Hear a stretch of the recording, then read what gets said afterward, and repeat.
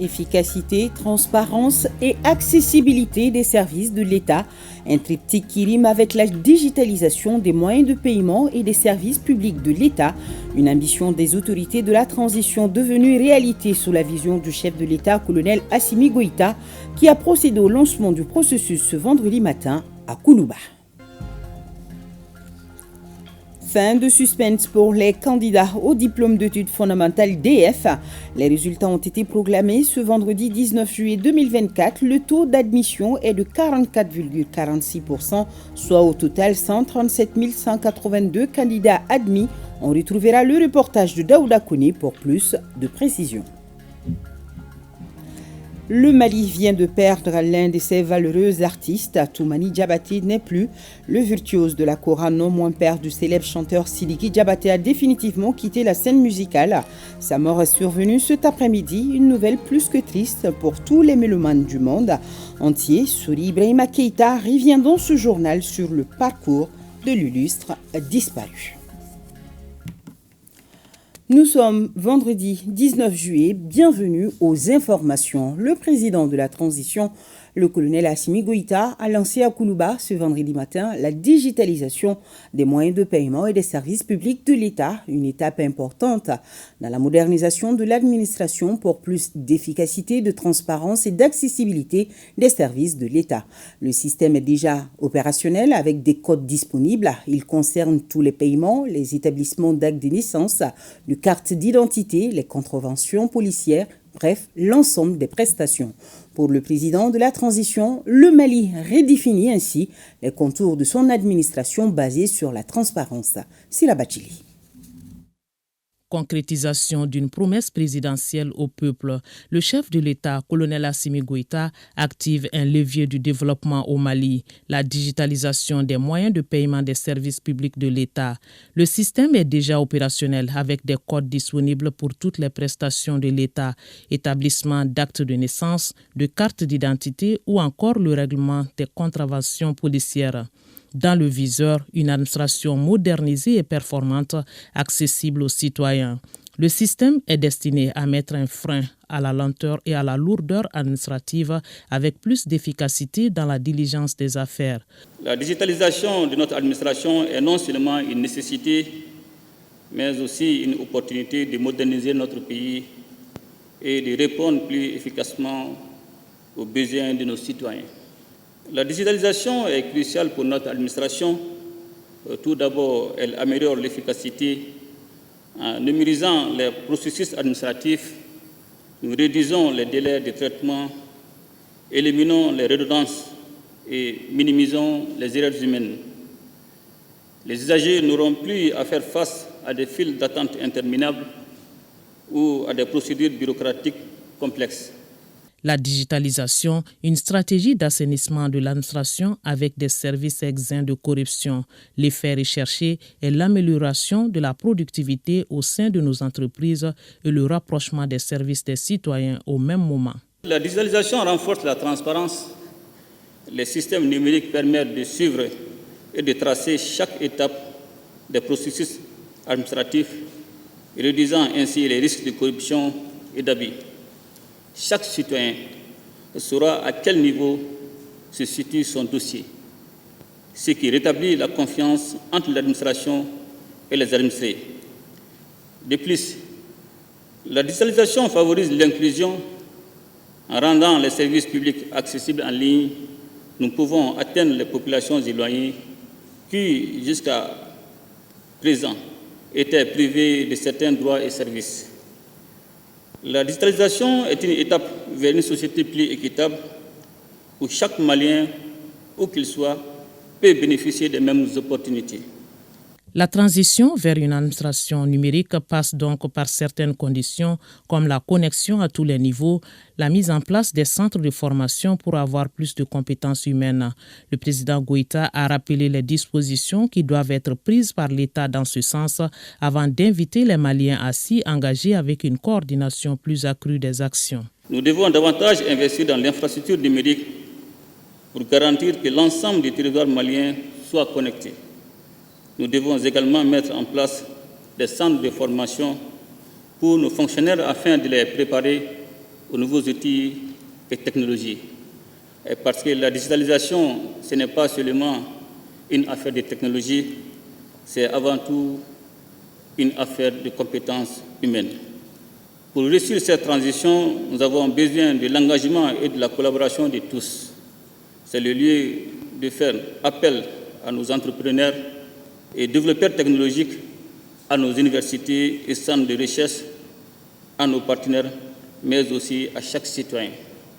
Ensemble, nous pouvons créer un écosystème numérique qui profite à tous.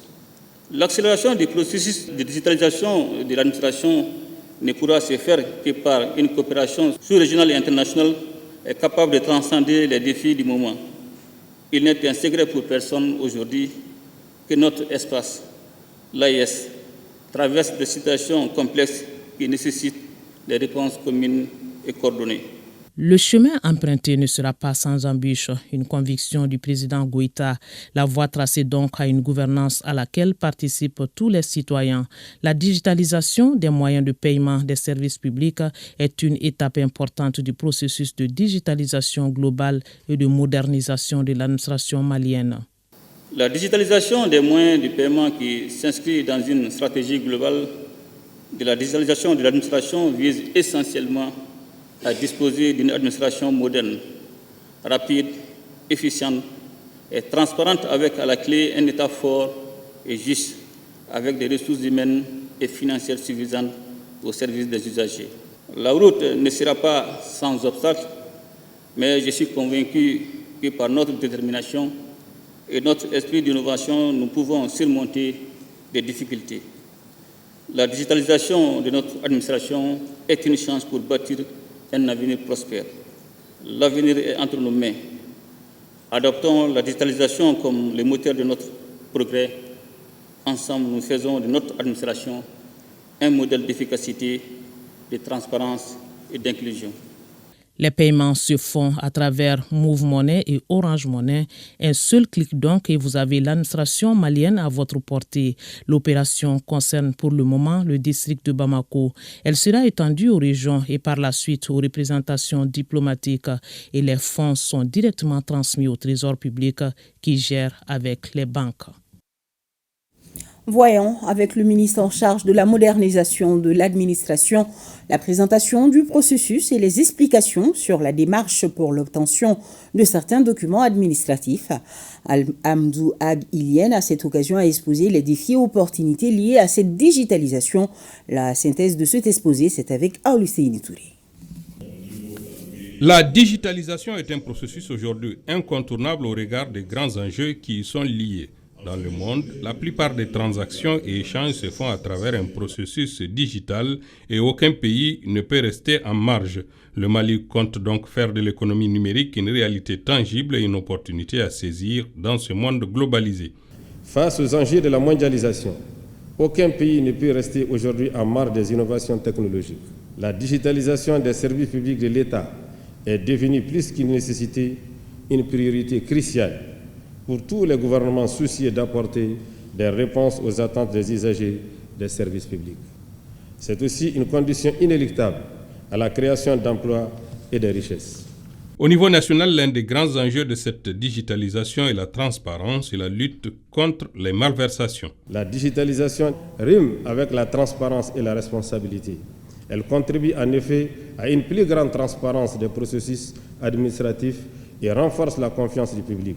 Pour paraphraser Éric Blot, la difficulté de la transformation numérique dans le fait qu'il s'agit de changer la roue de la voiture sans l'arrêter.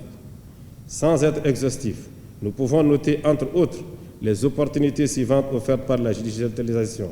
Il s'agit de lutter efficacement contre la fraude, la corruption, les népotismes et les falsifications des documents administratifs. D'améliorer l'accessibilité des citoyens aux services publics et privés par la mise en place des services numériques plus conviviaux, simples et sans contraintes géographiques, avec des réponses plus rapides, transparentes et pertinentes. Le processus est ainsi officiellement lancé. Il va dans un premier temps se limiter au district de Bamako et au seul domaine de la carte d'identité et des contraventions policières. Il est appelé à évoluer dans un second temps pour s'étendre aux autres régions et domaines. Restons à Koulouba pour parler de cette audience accordée par le président de la transition à la vice-secrétaire générale des Nations Unies en visite au Mali. Les échanges ont porté essentiellement sur la coopération entre le Mali et les Nations Unies après le départ de la MINUSMA. La vice-secrétaire générale est venue réitérer au chef de l'État le soutien de l'ONU aux actions en cours dans la conduite de la transition. Elle est au micro de Khadija Toukone.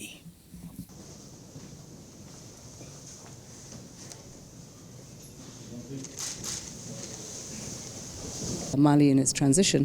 Nous sommes ici au nom des Nations Unies afin d'effectuer une visite dans la sous-région. Notamment, nous allons visiter 6 pays, dont le Mali. Nous sommes très rassurés de savoir que les Nations Unies et le Mali continuent l'interaction, continuent leur échange dans le cadre du développement du pays. Même s'il y a eu la fin de la mission de MINUSMA, nous allons continuer à travailler avec le gouvernement du Mali afin de consolider les échanges, les relations qui existent entre les Nations Unies et le gouvernement de la République du Mali. Comme vous le savez, même si le Mali traverse ces moments de crise, ces situations de crise, nous savons également qu'il est très important de s'investir, nous en tant que Nations Unies, de s'investir dans le développement, notamment dans le développement des jeunes. Comme vous le savez, il y a 60 à 70% de la population constituée, notamment des jeunes. Et donc, il y a des secteurs que nous avons identifiés, notamment la sécurité alimentaire, notamment l'agriculture, afin de pouvoir créer des emplois, afin de maintenir les jeunes sur place qui vont pouvoir trouver du travail dans leur domaine, dans leur terroir. Avant cette entrevue avec le président de la transition, délégation malienne et onusienne ont eu une séance de travail pour faire le point de leur coopération. Sur la table, la mise en œuvre des stratégies en cours pour l'atteinte des objectifs de développement durable et le déroulement de la transition au Mali. Les efforts consentis par les autorités sont salués. Les Nations Unies s'engagent à accompagner le pays à travers le soutien des projets de développement. Retrouvons Khadija Toukone et Idrissa Traoré. Le Mali et les Nations Unies pour une collaboration fructueuse. Le point de ce partenariat est au cœur de cette visite à Bamako de la vice-secrétaire générale de l'ONU, Amina Dji Mohamed. Après 3 quarts d'heure de tête-à-tête avec le chef de la diplomatie malienne, place à une séance de travail élargie aux délégations onusiennes et maliennes. Les 2 parties échangent sur la mise en œuvre des stratégies en cours pour l'atteinte des ODD, objectifs de développement durable. Un constat se dégage, la situation sécuritaire du pays a impacté certaines activités, ralentissant du coup les progrès escomptés. Et ce déplacement du numéro 2 de l'ONU vise à soutenir les efforts des autorités de la transition. Il est nécessaire de pouvoir prendre l'ensemble des aspects du développement durable et d'appuyer, renforcer sinon les services au niveau de base au sein de nos pays afin de lutter contre la pauvreté. Et il est aussi important que nous puissions travailler ensemble et de voir dans quelle mesure renforcer nos institutions, mais aussi mobiliser les partenaires qui viendront nous appuyer dans cet exercice. Le déroulement de la transition s'est invité au débat. La vice-secrétaire générale des Nations Unies apprécie la volonté affichée des autorités à conduire le bateau Mali à bon port. Elle se réjouit de la liquidation de la MINUSMA dans de meilleures conditions et salue particulièrement la bonne organisation du dialogue intermalien. Au Mali, il y a eu ce processus de changement de constitution qui avait été un processus assez particulier et qui avait été suivi par nous tous. Nous avons aussi pris connaissance des recommandations des assises qui ont été organisées au Mali. Et l'objectif étant évidemment de pouvoir parvenir à une paix durable dans le pays, et ceci est essentiel pour le développement de chaque pays. Nous saluons la participation de l'ensemble des acteurs parce que cela permettra de montrer que les Maliens sont forts et unis. et ceci sera un message important qui pourra évidemment apporter un impact considérable. Mais j'aimerais saluer particulièrement l'appui que nous avons reçu de la part du gouvernement en lien avec le processus de liquidation de la MINUSMA. Je salue également l'engagement et l'appui des forces de défense et de sécurité du Mali. Le ministre des Affaires étrangères et de la coopération internationale a pour sa part insisté sur les grands chantiers de développement en cours au Mali. Il cite notamment des projets relatifs à l'énergie solaire et à l'exploitation des ressources minérales. La vision des autorités du Mali, c'est vraiment d'aller vers une transformation structurelle de notre économie. La transformation structurelle veut dire qu'il faut que le coton soit transformé dans notre pays, qu'on ait des unités textiles, en tout cas, ou des niveaux de transformation élevés qui puissent créer des emplois pour les gens. Et aussi, le secteur minier aujourd'hui est un secteur important. Mais même dans le secteur minier, nous souhaitons avoir de la transformation. Nous ne pouvons pas continuer à exporter l'or et les autres produits miniers stratégiques, comme le lithium, dont le Mali dispose aujourd'hui, qui sont des produits extrêmement stratégiques pour l'énergie et même pour l'aéronautique ou d'autres secteurs. Aujourd'hui, avec le nouveau code minier du Mali, il faut au moins un contenu local minimum de 30%. Au Mali, je pense que nous ne rêvons plus autour de l'aide au développement. Je pense qu'il nous faut cette approche et nous serons heureux de pouvoir travailler avec vos équipes. La rencontre s'est achevée par l'engagement de la vice-secrétaire générale des Nations Unies à rester aux côtés du Mali. Elle réitère la détermination de son organisation à accompagner des projets ambitieux du pays pour le bonheur des populations. Audience à la primature, le Premier ministre a échangé avec Rokiatou Traoré, une combattante de la lutte contre la déforestation. Elle était venue présenter au chef du gouvernement la distinction décernée par la Convention des Nations Unies dans le cadre de sa lutte contre la désertification. Elle ambitionne de planter 10 millions d'arbres moringa et de construire un réseau de femmes productrices d'ici à 2030. Elle est au micro de Mamari Kone et de Aliou Kone à sa sortie d'audience. Il a été question de présenter au Premier ministre le prix que nous avons eu de la Convention des Nations Unies de lutte contre la désertification, appelée UNCCD, pour le prix Land Heroes, qui est héroïne de la Terre. Nous avons parlé de notre parcours d'entrepreneuriat. Nous avons commencé l'entrepreneuriat dans l'agroforesterie déjà pour faire face à la désertification, à la déforestation, la pauvreté des femmes et surtout la malnutrition à travers une chaîne de valeur inclusive des espèces agroforestières telles que le moringa. Donc nous formons les femmes et les jeunes en les fournissant une assistance technique qui est formation, apport en semences, en plantes de moringa, de baobab, en l'espèce forestière non ligneux, pour qu'elles puissent planter. Et lorsqu'elles plantent, elles deviennent nos fournisseurs effectifs de feuilles, de graines, de fleurs. Donc ça fait de la matière première pour l'entreprise et ça fait des sources de revenus pour ces femmes. Et ça lutte contre la désertification, la pauvreté. Et aussi, pour la malnutrition, nous transformons les feuilles, les graines, les fleurs en infusion, en poudre, en savon, en huile, en d'autres produits consommables pour intégrer des produits à base de plantes dans les habitudes alimentaires des Maliens, des Africains. Notre ambition, d'ici 2030, c'est de planter 10 millions d'arbres et de participer à l'autonomisation de 150 000 femmes en milieu rural et urbain. Et surtout, intégrer les produits à base de plantes telles que dans les habitudes alimentaires des Maliens, des Africains, des Européens. Et cette année, surtout, d'ici décembre 2024, notre ambition est de planter 150 000 arbres. Et là, j'invite tout un chacun, tous ceux qui ont des champs, à nous contacter déjà pour planter du moringa et être nos fournisseurs effectifs de moringa et de baobab. Voilà, c'est dit. Ils sont au total 137 182 heureux candidats admis au diplôme d'études fondamentales DF, soit un taux d'admission de 44,46%. Ce matin, c'était la fin de suspense pour les 308 575 inscrits pour la session 2024 du DF. Et bravo à Sira Traoré de l'école Les Cimes de Djelibougou, qui est la première nationale avec 18,57 de moyenne. Le ministre de l'Éducation nationale a reçu dans l'après-midi les 3 premiers du classement. Retrouvons le reportage de Daouda Kone pour plus de précision. Les admis au diplôme d'études fondamentales DF peuvent dire au revoir à l'enseignement fondamental et dire bonjour à l'enseignement secondaire. Ils sont au nombre de 137 182 candidats admis au DF session de juin 2024 sur plus de 38 000 inscrits. L'administration scolaire se félicite de la bonne organisation des examens session de juin 2024. Il y a deux facteurs qui concourent, si vous voulez, qui ont concouru à l'atteinte de ces résultats.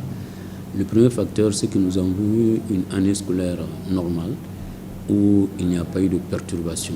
Et l'autre conséquence de cette année paisible, c'est que les programmes ont été épuisés ou presque, ce qui a permis aux enfants d'avoir un gain de temps. Maintenant, l'autre côté, organisation matérielle, ça c'est à l'actif des plus hautes autorités qui ont mis à notre disposition tous les moyens matériels dont nous avions besoin afin que ces examens-là se tiennent à date. CESAO cette année a fait un taux vraiment remarquable, vraiment de 100%. Et pour sa première année, ce qui n'est pas du tout facile. Contrairement au taux national qui est de 44,46%, je trouve que ce taux est un taux salutaire qui montre vraiment le niveau réel des élèves. La première nationale est Sira Traoré. Elle a obtenu 18,57 de moyenne, suivi de Amadou Mamari Kamara et de son frère jumeau Koniba Traoré avec respectivement 18,54 et 18,15. Vu les moyennes et la bonne organisation de l'examen, le ministre de l'Éducation les a reçus dans les locaux du dit ministère. Extrêmement important. Nous avons d'autant voulu réagir à chaud que ces élèves ont eu des résultats qu'il faut applaudir à chaud. Âgé de 14 ans, Sira Traoré fréquente l'école Les Cimes de Djeliboukou. Les enseignants et l'administration scolaire de cet établissement sont fiers des résultats obtenus. Ce résultat ne m'a pas vraiment surpris, vu que c'était une élève studieuse et également il était très difficile qu'elle fasse des erreurs. Elle était vraiment attentionnée. C'est une suite logique qui est due à trois choses. Laquelle ? 1. L'encadrement familial. C'est pour cela que je félicite les parents de Sira, dont un des parents est d'ailleurs enseignante. Deuxièmement, l'encadrement de l'école. Troisièmement, l'intelligence de l'enfant. Le taux d'admission est de 44,46% contre 30,32% l'année dernière, soit une légère augmentation de 14,14%. Autre grand titre de ce 20h, comment mieux s'y prendre face aux effets de la transhumance prolongée. Les acteurs du secteur de l'élevage sont réunis à Bamako pour la validation de la stratégie nationale de stabilisation et de sécurisation du bétail malien. Un document dans sa mise en œuvre qui va permettre à notre élevage d'être encore plus cohérent et plus rentable, nous affirme Batraoui. Le bétail du Mali est aujourd'hui confronté à la transhumance d'une nouvelle formule au dire du ministre en charge de l'élevage. Celle qui retient les animaux en transhumance aussi longtemps que possible ou les stabilise dans les zones d'accueil. En 2023, par exemple, 327 000 bovins et 192 000 petits ruminants ont traversé la frontière pour la Guinée-Conakry. Des déplacements d'animaux ont également été enregistrés en direction de la Côte d'Ivoire et du Burkina Faso. Il y a un axe de la stratégie qui concerne les aménagements à faire, les ressources pastorales. Il y a un axe qui est sur la culture fourragère, donc tout ce qui est comme alimentation du bétail. Il y a un axe qui est sur la contribution du bétail malien à la création de richesses et d'emplois. Donc tout ce qui accompagne en termes de transformation du lait, de la viande. Et le quatrième axe de la stratégie est relative à tout ce qui est suivi et mesures d'accompagnement. Il nous faut travailler à ce que l'herbe et l'eau soient disponibles partout au Mali pour notre cheptel. Mais au-delà de ça, c'est vraiment une vision très globale où nous parlons de transformation de viande, de transformation de lait, de culture fourragère, de création d'emplois pour les jeunes et pour les femmes. Vous voyez, de projets environnementaux. Pour le ministre Youbaba, l'élaboration de ce document répond à la vision des autorités du Mali de faire en sorte que l'élevage, un des piliers de l'économie du Mali, soit encore plus rentable. Le plan stratégique de stabilisation et de sécurisation du bétail malien s'étalera sur une période de 10 ans. de 2024 à 2033. Il sera assorti d'un plan d'action quinquennal 2024-2028. Sa contribution se place dans l'optique d'instaurer les meilleures conditions pour un élevage performant, industrialisé, en parfaite connexion avec la commercialisation et la consommation intérieure et extérieure. La session, qui bénéficie du soutien financier de la Banque mondiale, doit permettre de produire un document de référence pour la stabilisation et la sécurisation du bétail du Mali. 54e session ordinaire du conseil d'administration de l'ERTM. Tenue ce vendredi, la structure de communication se fixe comme principaux défis la vulgarisation des actions de l'AIS, le recouvrement de la redevance radio-télé et de ses dettes ou encore la régularisation de ses dettes fiscales et sociales. Les administrateurs se sont penchés également sur l'examen et l'adoption du procès verbal de la 53e session du rapport d'activité 2023, du projet d'exécution du budget au 31 décembre 2023 et celui du 31 mai 2024. Mohamed Kentao, Abdul Salam Bambara sont nos reporters. L'ERTM, dans sa quête de l'amélioration des conditions de travail du personnel et de la qualité de ses services à travers le slogan « La passion du service public », fait face à d'énormes défis.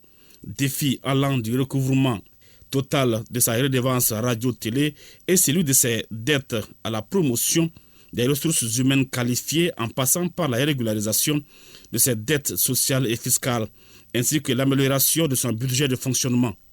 Toutes ces préoccupations, contenues dans des documents soumis à l'appréciation des administrateurs et réunies à leur 54e session ordinaire, ne peuvent être résolues à hauteur de souhait sans l'accompagnement constant du département de tutelle et du comité syndical. Notre pays continue de vivre dans un contexte marqué par l'explosion du coût de la vie, ce qui occasionne d'énormes perturbations dans le fonctionnement de l'économie nationale, entraînant une chute d'activité et une hausse des prix. Ces différents phénomènes continuent d'influer de façon négative sur les activités de l'ERTM, se traduisant par une baisse substantielle des ressources propres. Une autre manifestation de cette rareté, les difficultés que l'Office rencontre dans les opérations de recouvrement de la redevance radio-TV. Mon département continue à soutenir les efforts de la Direction générale de l'ERTM en vue de rendre véritablement opérationnelle cette réforme majeure.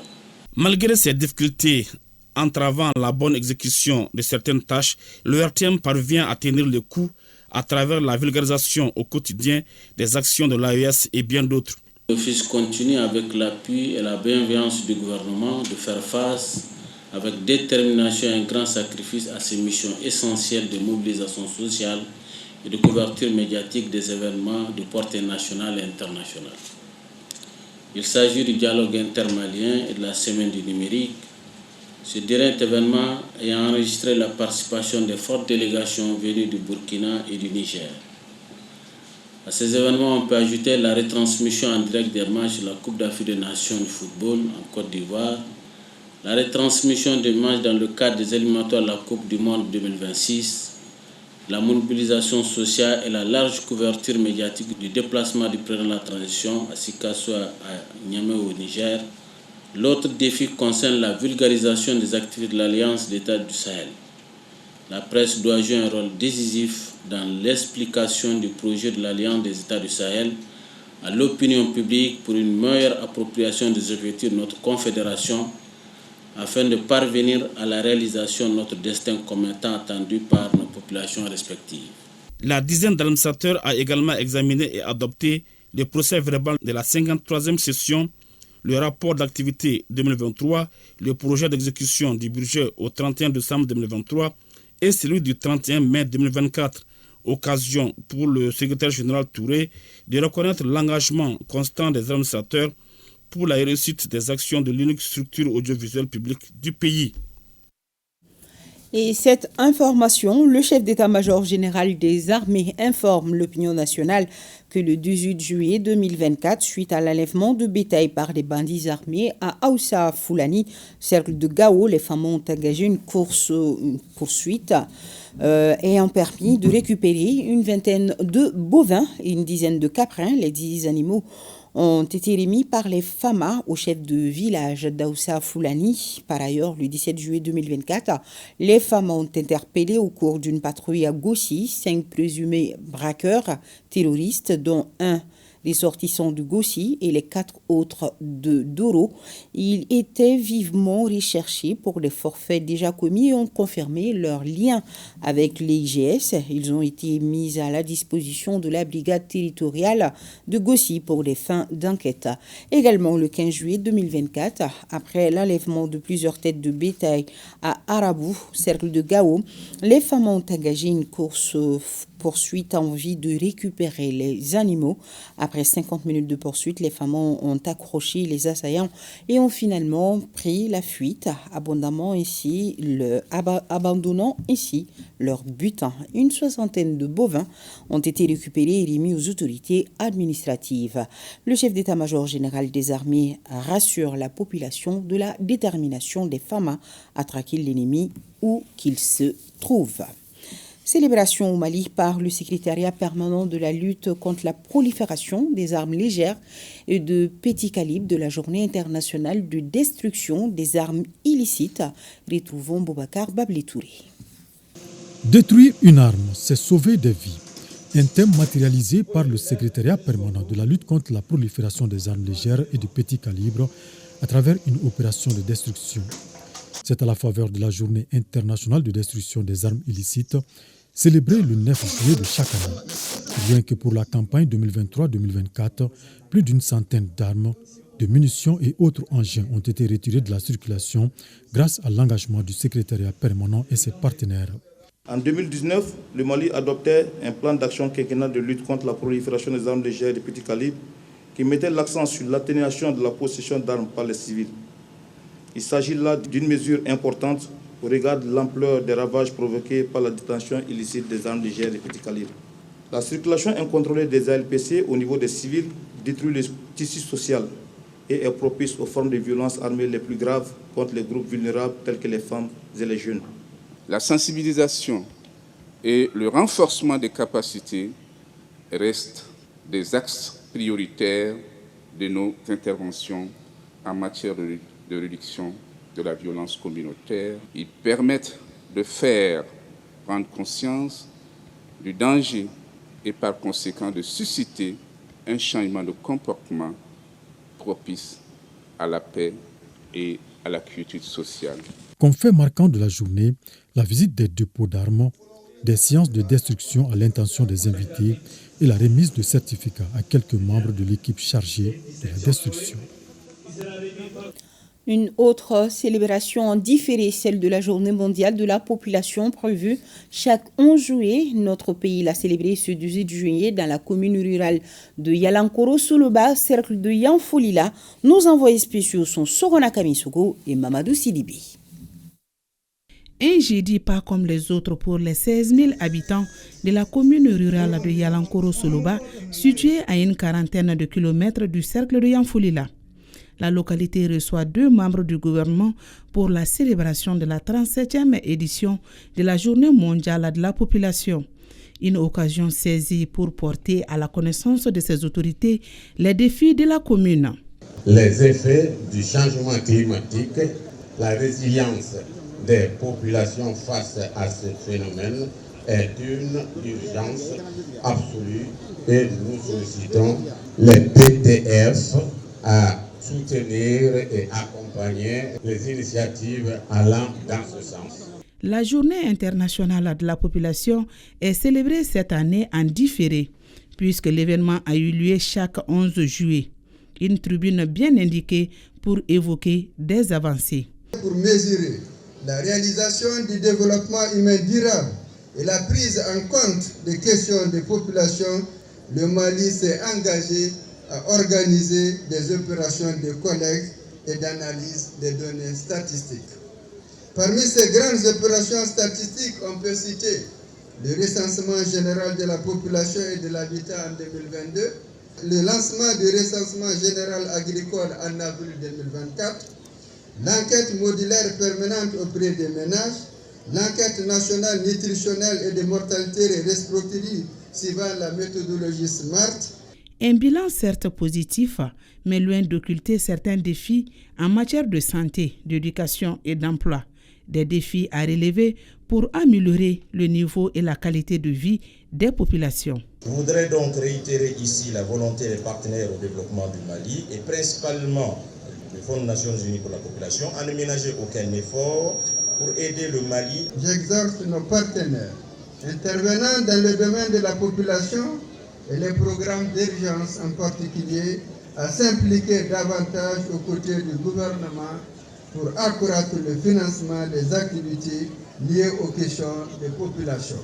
La 37e édition de la Journée internationale de la population a été marquée par la remise des vivres aux démunis par le ministre en charge de la population et la prestation de la troupe Côté Bleu a édifié plus d'un sur l'autonomisation de la femme, l'éducation, la santé de la mère et de l'enfant.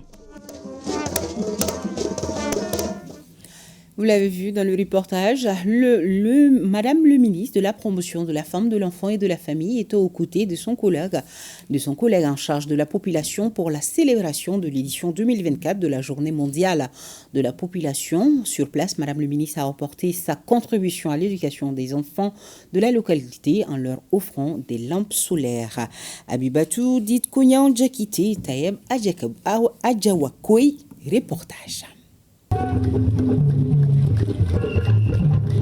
Le village de Soloba a accueilli ce 18 juillet le ministre en charge de la population pour la cérémonie de célébration de la Journée mondiale de la population édition 2024. Avec lui, la ministre de la promotion de la femme, de l'enfant et de la famille, car qui parle de population parle forcément des femmes et des enfants.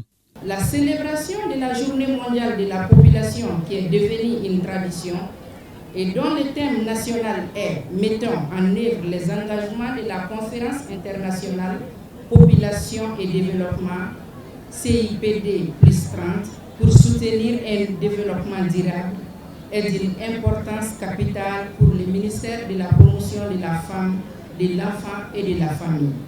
Cette cérémonie nous offre l'heureuse occasion de rappeler aux autorités politiques et administratives, aux partenaires techniques et financiers, aux organisations de la société civile que les questions de développement et surtout durable ne peuvent être traitées sans l'inclusion des femmes et des enfants, lesquels constituent un maillon essentiel de la société malienne.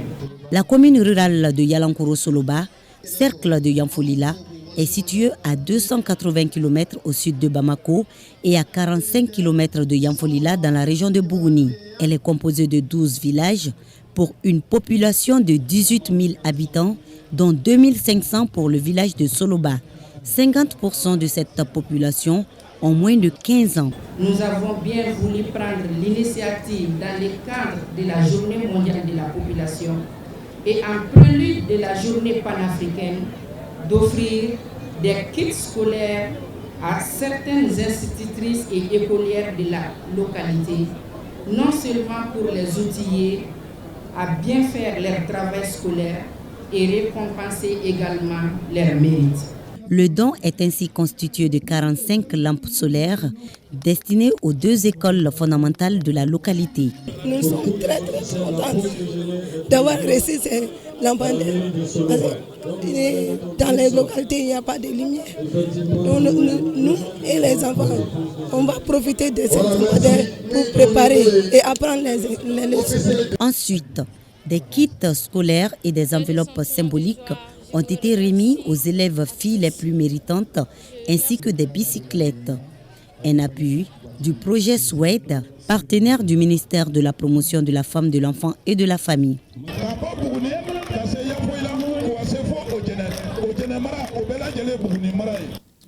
Lancement de la campagne nationale de chimio-prévention du paludisme saisonnier CPS à Tchenfala. Pour cette édition, ce sont 4 millions d'enfants de 3 à 120 mois qui sont concernés. Ousmane Koïta, depuis notre station régionale, nous dit que 3 stratégies seront mises en place pour cette campagne. Reportage. La ministre de la Santé et du Développement social, le médecin colonel Assaba Diallo, a inoculé la première dose des vaccins contre la chimioprévention saisonnière à Tienfala ce jeudi. Cette stratégie de lutte contre le paludisme consiste à donner une combinaison de sulfadoxine, pyrimétamine et amodiaquine SP plus AQ à dose thérapeutique pour une prévention pendant la période de haute transmission du paludisme coïncidant avec la saison de pluie. Les enfants reçoivent les médicaments une fois par mois pendant 3 à 4 mois sur la base de la durée de la période de la haute transmission dans les différentes régions de notre pays. Le partenariat entre les États-Unis et le Mali, plus les efforts conjugués d'autres partenaires, a permis d'enregistrer les résultats satisfaisants car la prévalence parasitaire du paludisme est passée de 51,6 en 2012 à 19% en 2021. Il s'agit à travers cette édition 2024 de vacciner 4 millions d'enfants de 3 à 120 mois, dont 256 078 enfants de 5 à 10 ans. Pour atteindre cet objectif, 57 districts sanitaires seront mis en contribution et 44 980 agents d'administration des médicaments et de mobilisation de proximité seront déployés sur l'ensemble du territoire national. Pour cette campagne, l'État et ses partenaires, dont le Fonds mondial de lutte contre le sida, la tuberculose et le paludisme, à travers Catholic Relief Services, USAID, PMI et l'UNICEF, vont investir 3 858 597 219 francs CFA, dont 158 755 736 dans le cadre de la digitalisation des activités de la campagne. Rappelons qu'au cours de cette campagne, 3 stratégies sont mises en place, à savoir la stratégie fixe, mobile et celle de porte en porte. Le gouverneur de la région de Koulikoro, le colonel Lamine Kapori Sanogo, à la sous-préfecture de Kalabankuro, objectif échanger avec les acteurs du nouveau marché construit par la mairie à hauteur de 400 millions de francs CFA sur fonds propres. Malgré la modernité de ce joyau commercial, les commerçants hésitent à occuper les lieux et pourtant l'ancien site doit être décrépit dans un délai bien défini au risque de se frotter aux autorités, donc à la loi. Boubacar Sissoko nous explique. La mairie de Kalabankuro a doté les populations d'un marché moderne de près de 2000 places depuis 2010 à hauteur de 400 millions de francs CFA sur fonds propres. Les commerçants hésitent à l'occuper sous l'influence de certaines personnes de mauvaise volonté. Le gouverneur de région s'est rendu à la sous-préfecture pour discuter des modalités de transfert de l'ancien site au nouveau marché. Le délai de rigueur est fixé entre le 20 et le 25 juillet 2024. Le chef de village, il est le seul à s'opposer. Ses conseillers étaient avec nous. Dans leur majorité, tous ces conseillers sont d'accord pour le déménagement. Les textes ont été torpillés pour la paix. Il leur a donné 400 places sur les 1296. 400 places à la chefferie. Donc, et encore 11 toilettes leur ont été données pour gestion. Donc vraiment, c'est largement suffisant. Alors que dans les textes, c'est seule la collectivité qui est habilitée à gérer les équipements marchands. La commission d'attribution des places atteste qu'il reste encore près de 96 places non attribuées. Le travail est déjà fini parce qu'on a déjà attribué pratiquement 90% des places réservées pour les marchands. Le travail est enfin terminé et nous sommes prêts pour le déménagement du marché. Le gouverneur de région a invité les commerçants de l'ancien site à libérer le domaine réservé à la jeunesse de la commune pour la construction d'une maison de jeunes. Nous avons commencé par recenser les occupants de l'ancien marché. C'est le marché qui se trouve à l'entrée de Kalabankuro à gauche. Ça, c'est l'emplacement de la maison des jeunes. Puisque les jeunes ne cessent de se plaindre, nous avons toujours indiqué que la paix vaut mieux que les textes qui amènent des difficultés dans la commune. Les participants à la rencontre ont pris l'engagement pour déménager au nouveau marché. Selon eux, il garantit la sécurité des usagers et celle d'eux-mêmes. Hors du Mali, à New York, aux États-Unis, se tient actuellement le forum politique de haut niveau pour le développement durable à l'horizon 2030, une fois par an sous la direction du Conseil économique et social. Les participants se penchent sur les solutions résilientes et innovantes pour le développement durable. Une délégation malienne avec à sa tête le secrétaire général du ministère des Affaires étrangères prend part aux travaux. Je vous propose de suivre un extrait choisi de l'intervention du secrétaire général Seydou Koulibaly par les soins de Aïssata Ibrahim Maïga. Le Mali s'associe aux déclarations faites par l'Ouganda et par Cabo Verde au nom du groupe de G77 et la Chine et au nom du groupe africain. Le Mali réaffirme son engagement total à contribuer pleinement à la réalisation de notre ambition commune d'éradication de la pauvreté, de la réduction des inégalités et de la protection de l'environnement dans le cadre de l'atteinte des objectifs du développement durable de l'agenda 2030. Il est important pour notre organisation de ne pas permettre que les défis entravent notre détermination à vaincre la pauvreté et les inégalités qui sont parfois à l'origine des crises, y compris la crise sécuritaire à laquelle le Mali et la région du Sahel font face depuis plus d'une dizaine d'années. Pour juguler cette crise sécuritaire imposée à la région du Sahel suite à l'intervention militaire en Libye, je suis heureux de vous informer que sous l'autorité éclairée et les directives des présidents du Burkina, du Mali et du Niger, l'Alliance des États du Sahel a vu le jour. Après la constitution de cette architecture de défense commune et d'assistance mutuelle qui répondra à nos attentes relatives à la lutte contre le terrorisme et l'insécurité sous toutes ses formes, les présidents Traoré, Goïta et Tchani ont mis en place le 6 juillet la Confédération des États du Sahel qui couvre également les domaines de la diplomatie et du développement. La Confédération AES mutualise les efforts des 3 États afin d'offrir aux populations de l'espace confédéral les dividendes de la paix et d'un développement harmonieux. Cette avancée vers davantage d'intégration sous-régionale sous un leadership et des aspirations réellement africains s'inscrit en outre dans la vision d'appropriation nationale et africaine de son Excellence, le colonel Assimi Goïta, président de la transition chef de l'État. Dans cette dynamique, le dialogue intermalien pour la paix et la réconciliation a permis au peuple malien de se parler et de s'entendre sur des recommandations permettant de parvenir à une paix durable. Les dispositions ont été prises pour la mise en œuvre des conclusions de cette rencontre décisive pour l'avenir du Mali.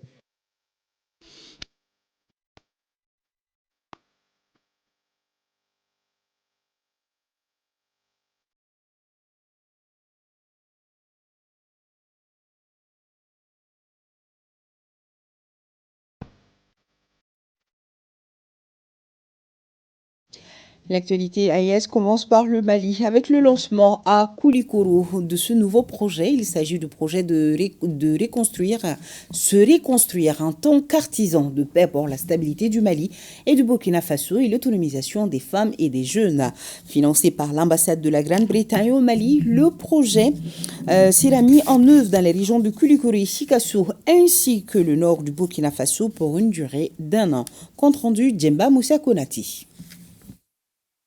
Le projet, c'est reconstruire en tant qu'artisan de paix pour la stabilité du Mali et du Burkina Faso et l'autonomisation des femmes et des jeunes qui vient d'être lancé à Koulikoro entre dans le cadre de l'accompagnement de l'Alliance des États du Sahel. Le WILDAF, depuis 2 ans, est déjà dans la mouvance de l'AES. Le WILDAF, depuis 2015, met en œuvre des programmes de renforcement des capacités des femmes leaders représentatives de la diversité culturelle ethnique au Mali, au Burkina Faso, au Niger, même en Mauritanie, en les renforçant leurs capacités en outils de gestion pacifique des conflits, centrés sur l'individu à travers la création de la paix, en elle-même, dans les foyers, les communautés et le pays, tout en cultivant en elle les 4 valeurs essentielles des femmes artisans de paix, qui sont l'honnêteté absolue, la pureté absolue, l'abnégation absolue, et l'amour absolu. Nous savons que le développement de Koulikoro ne peut pas aller sans votre implication.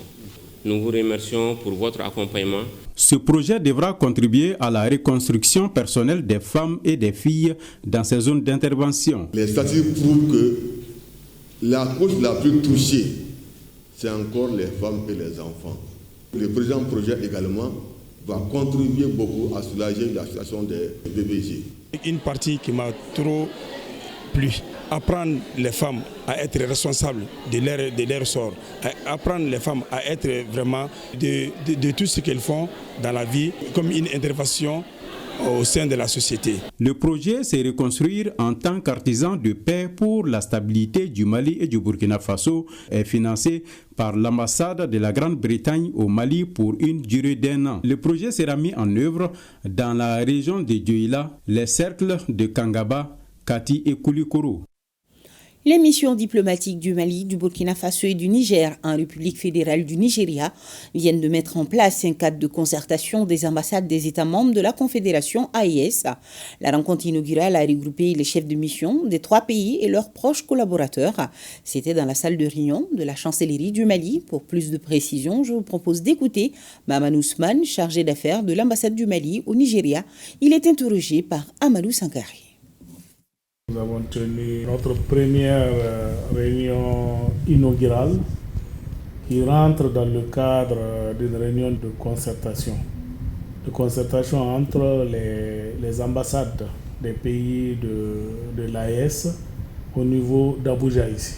Il s'agit pour nous d'avoir un même point de vue sur les questions qui concernent nos trois pays, sur le plan international et vis-à-vis de la CEDEAO aussi.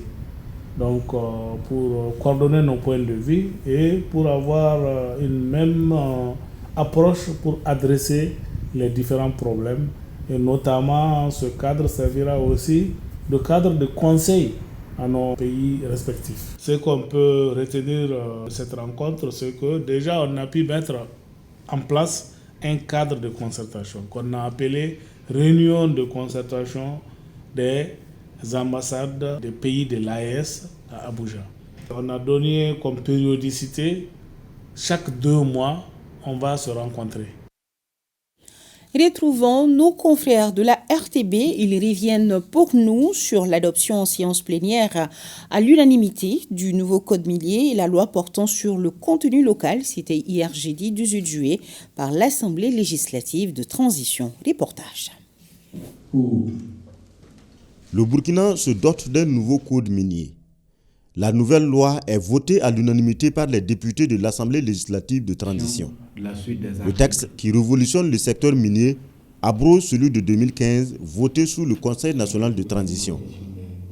Le ministre en charge des mines et des carrières qui défend le dossier parle de grande innovation. Le code de 2015 donnait à titre gratuit 10% du capital à l'État. Le texte actuel va au-delà et permet d'ouvrir ce capital-là à hauteur de 15% à titre gratuit. Et en Suisse, l'État va rentrer dans le capital de toute société d'exploitation au moins à concurrence de 30%. Donc 30% constitue une faculté qui est donnée à l'État de pouvoir participer là à titre honoré au capital et des sociétés minières. Il y a également des questions non moins importantes qui concernent la réserve nationale d'or. Donc le principe de la constitution de la réserve nationale d'or a été fixé dans ce code et des textes pourront être pris par la suite pour mettre en œuvre notre stratégie en matière de la constitution des réserves d'or. Ce nouveau code accorde 5 ans de grâce aux conventions déjà en cours. Les anciens exploitants seront régis par les anciens textes durant cette période. Mais les négociations doivent commencer dès maintenant, selon le président de l'Assemblée législative de transition. Il faudrait que le ministère des Mines se donne dans un délai, maximum 6 mois, pour renégocier les contrats. Lesquels contrats ne vont commencer à courir que dans un délai de 5 ans. Le contenu local est désormais traité dans un texte spécifique. Ce texte va permettre de faire la promotion des entreprises locales à travers le développement humain, mais également le transfert de technologies. Lors de cette plénière, l'Assemblée législative de transition reçoit de nouveaux membres conformément aux conclusions des assises nationales. Le mandat des 12 représentants des partis et formations politiques est validé par acclamation. Toujours au Burkina Faso, la création de l'AES continue de susciter des réactions positives, notamment dans le milieu estudiantin. Suivons le reportage. La création de l'Alliance des États du Sahel continue d'alimenter les débats dans les pays de l'AES. Au Burkina Faso, des étudiants voient le 6 juillet 2024 comme date historique qui consacre l'avènement de la Confédération réunissant les 3 États, à savoir le Niger, le Mali et le Burkina. Ça va permettre à ces 3 États-là de mieux s'organiser afin de lutter vigoureusement contre le terrorisme au Burkina Faso, notamment dans les autres pays aussi. L'AES, en tout cas, c'est une structure bien organisée. Voilà. Et puis nous voyons qu'ils sont dans le droit chemin, voilà, pour lutter contre le terrorisme et puis nous donner la paix. Avec la CEDEAO, on avait assez de problèmes en tout cas qu'on n'arrivait pas à résoudre. Quand on arrivait à résoudre aussi, c'était pas ça. D'évoluer ensemble les pays du Sahel parce que sinon on a le même problème. notamment le terrorisme. Ces étudiants invitent les présidents Tiani, Goïta et Traoré à travailler main dans la main afin d'atteindre leur premier objectif, le retour de la paix et de la sécurité dans les pays du Sahel. Sur le plan de l'autosuffisance alimentaire, la sécurité, tout qu'ils puissent en tout cas faire ce que les autres organisations n'ont pas pu faire. Il va falloir que nous aussi, nous apportons aussi notre soutien, afin que ces soldats qui vont au front puissent avoir le courage aussi de lutter à fond pour qu'on puisse gagner la bataille. Voilà. Que la sécurité revienne dans les différents pays de l'AES et que la vie reprenne son cours normal. Donc on prie pour eux et on souhaite vraiment longue vie à eux pour qu'ils continuent à mener cette activité. Pour ces étudiants, l'avènement de l'AES est une réponse aux aspirations des peuples du Mali, du Niger et du Burkina Faso. Au Niger, on parle de défis sécuritaires au sein de l'AES, une réalité qui est sans contexte le plus important des enjeux pour les États membres. Arrêtons-nous un instant sur les FDS du Niger. C'est un commentaire signé lieutenant Bangare Mamassani et lieutenant Abdoul Wahid Bag. Les FDS se mobilisent au quotidien. Nos vaillantes forces de défense et de sécurité ont, dans le cadre de leurs missions opérationnelles de routine, conduit diverses actions d'envergure dans la période comprise entre le 14 et le 17 juillet de cette année. Dans la région de Tillabéri, sur la rive gauche du fleuve Niger, un calme relatif est observé dans la partie ouest du pays. Cependant, dans la zone de Abala, nous assistons à une recrudescence des vols de bétail et quelques incursions terroristes sur les axes routiers les jours des marchés hebdomadaires. Le 16 juillet dernier, un élément du poste militaire de reconnaissance de Inates, en patrouille dans la zone, s'est accroché à une dizaine de terroristes à proximité d'un campement. Ce contact s'est conclu par la neutralisation d'un terroriste et la saisie de 2 armes. Aucun dégât n'est à signaler dans nos rangs. Dans la même région, sur la rive droite du fleuve Niger, dans le cadre de l'opération NIA, des patrouilles effectuées en début de semaine autour de Goundey, près de Dargol et dans la zone de Bankilare, ont permis de neutraliser 13 terroristes et d'en arrêter 29 autres. Dans la région de Dosso, dans le cadre de l'opération Damissa, suite à des renseignements de sources concordantes, faisant cas de convois récurrents de carburant transitant par Bol-Bol, nos forces ont intercepté un véhicule transportant 42 bidons de 25 litres de carburant chacun. Dans la région de Tawa, dans le cadre de l'opération Chara, une reconnaissance offensive autour de Tassara a conduit à l'arrestation d'un malfrat à bord d'un véhicule avec la saisie d'une AK-47, de 2 chargeurs garnis et de divers autres effets. Une autre patrouille a immobilisé un tricycle transportant 1515 litres de gasoil à l'embranchement de Keita. Dans la région de Zender, au sein de la zone de défense numéro 3, dans le cadre de la lutte contre la contrebande, une opération menée en début de semaine à Zender s'est soldée par la saisie de plus de 2300 cartouches de cigarettes de diverses marques. Dans la région d'Agadez, au sein des zones de défense numéro 2 et 8, lors d'une patrouille opérée cette fois-ci dans le secteur de Assamaka, 4 individus de nationalité étrangère ont été capturés à bord de 2 véhicules Hilux transportant des explosifs et des détonateurs. Aussi, dans le cadre de la lutte contre le banditisme, un véhicule impliqué dans plusieurs attaques en Algérie a été intercepté à Tabarkat. Dans la région de Difa, au secteur 4 de la force multinationale mixte FMM, un ancien combattant de l'État islamique en Afrique de l'Ouest a capitulé en début de semaine en se rendant aux autorités de Toumour. Dans le secteur de Niamey, une opération coup de poing a été initiée. Cette action a permis d'interpeller 21 individus et de confisquer 1225 litres de carburant ainsi que divers accessoires. Pour toute urgence, veuillez contacter les forces armées nigériennes au 4040 ou la police nationale au 8383. Dans l'espace AES, l'accès aux sources d'énergie pour les populations des 3 pays membres demeure un objectif fondamental pour les dirigeants. Les autorités de la transition nigérienne, conscientes de ces enjeux, viennent de décider de l'application à partir du 23 juillet de nouveaux tarifs des litres du super et du gasoil, passant respectivement de 540 à 499 francs CFA et de 668 à 618 francs CFA. Après plus de 10 ans de blocage des prix, cette mesure a été bien accueillie par un enthousiasme populaire, notamment par la société civile. Les propos recueillis par Pascal Sissougou Gauthier. Aujourd'hui, la question des hydrocarbures elle est au centre de toutes nos vies, de toute la vie des consommateurs. Donc pour nous, c'est une décision salutaire, soulageante est quelque chose que nous attendons depuis longtemps. Donc cette décision de réduire les prix des hydrocarbures à la pompe est extrêmement importante parce que c'est quelque chose qui y va aussi de la vie des consommateurs, qui y va aussi de la vie des jeunes et des entrepreneurs jeunes, des citoyens tout simplement. On a appris la baisse du prix du carburant, c'est déjà une bonne chose. C'est quelque chose de bénéfique pour tous les Nigériens parce que si on prend l'aspect transport, je pense que les commerçants aussi, grâce à la réduction du prix à la pompe, peuvent revoir leur prix. Les commerçants qui sont des gros importateurs et tout. Et si on prend au niveau des consommateurs comme nous, qui ont des petits engins, les motos, les véhicules et tout, je pense que ça serait profitable pour tout le monde en fait. Avec 10 000 francs, vous avez 20 litres, plus de 20 litres d'essence.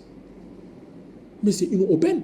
Et nous saluons le courage du CNSP et que nous pensons que le CNSP va continuer à répondre aux demandes fortes de notre peuple et que, Inch'Allah, le Niger va s'en sortir.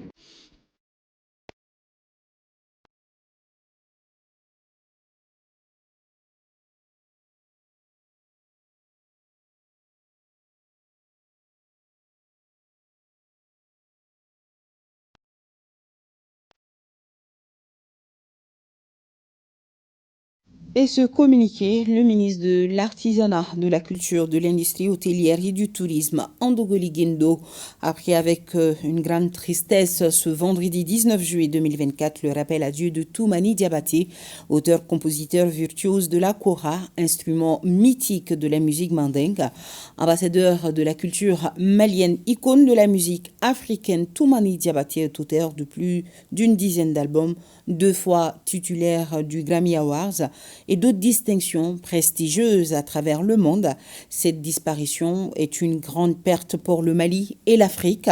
Sa vie et l'œuvre qu'il a accomplie restent des exemples qui marqueront à jamais des générations entières. En cette douloureuse circonstance, le ministre de l'Artisanat, de la Culture, de l'Industrie hôtelière et du Tourisme s'incline devant la mémoire de ce digne fils du Mali, figure emblématique de la culture malienne, et présente à sa famille et à la grande communauté des artistes ses condoléances les plus émues, ainsi que celles du gouvernement, qui son âme repose en paix, qu'Allah le Tout-Puissant et le Très Miséricordieux l'accueille dans son paradis éternel. Oui, la nouvelle est tombée comme un coup près cet après-midi, jetant la douche froide sur le Mali entier, sur le monde de la culture. En général, le maestro de la kora, Toumani Diabaté, n'est plus. Il est décédé ce jour à Bamako à quelques jours de ses 59 ans, laissant derrière lui un lourd héritage musical. En attendant de revenir largement sur la carrière de l'artiste, un clin d'œil du journaliste, un confident pour la survie de ses œuvres musicales, Souri Ibrahima Keïta.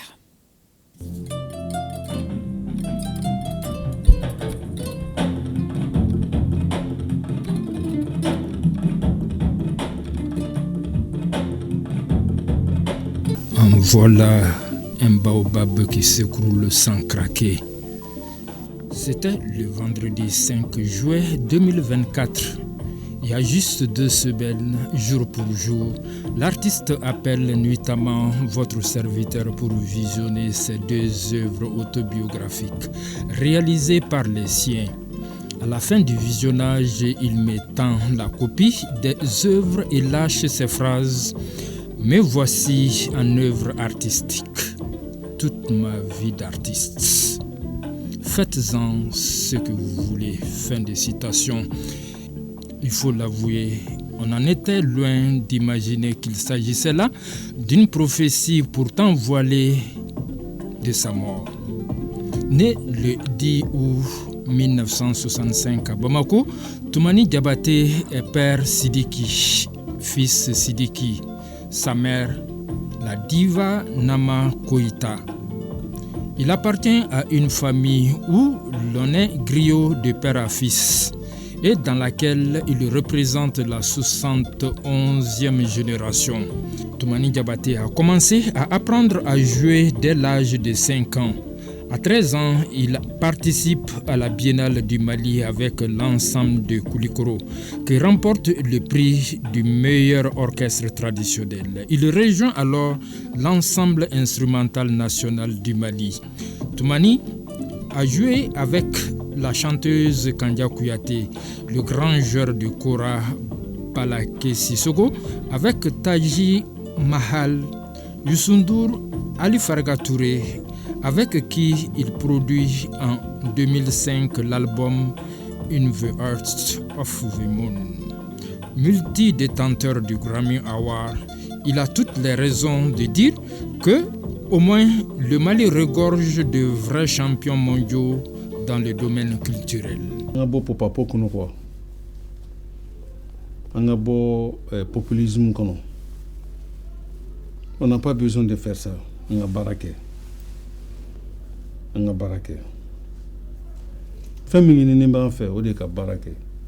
On a nos problèmes. On a un problème de dos. On a un code. Mais on a identité. On a culture. Ni on a que m'côté moumna que en place là. À dire on dément. On peut se faire fendre de que on a un mokala na chogo.